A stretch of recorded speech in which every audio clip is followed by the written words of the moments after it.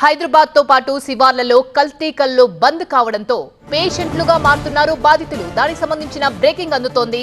కల్లు దొరకక విలవిలలాడిపోతున్నారు. Suraram, జీడిమెట్లలో withdraw symptoms తో పలువురు ఆసుపత్రిలో చేరుతున్నారు. ఫిట్స్, కళ్ళు తిరగడం వంటి లక్షణాలతో అపస్మారక స్థితిలోకి బాధితులు వెళ్తున్నారని కుటుంబ సభ్యులు చెబుతున్నారు. ఆసుపత్రిలో వీరికి చికిత్స కొనసాగుతోంది. సుమారు రోజుకి 10 నుంచి 15 కేసెస్ వరకు వస్తున్నాయి.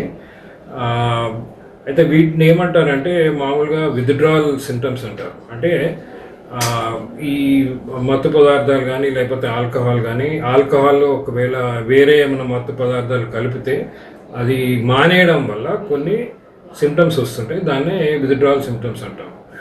కాకపోతే ఏంటంటే ఈ మధ్య చూసిన దాంట్లో చాలామందికి ఫిట్స్ లాగా ఎక్కువ వస్తున్నాయి.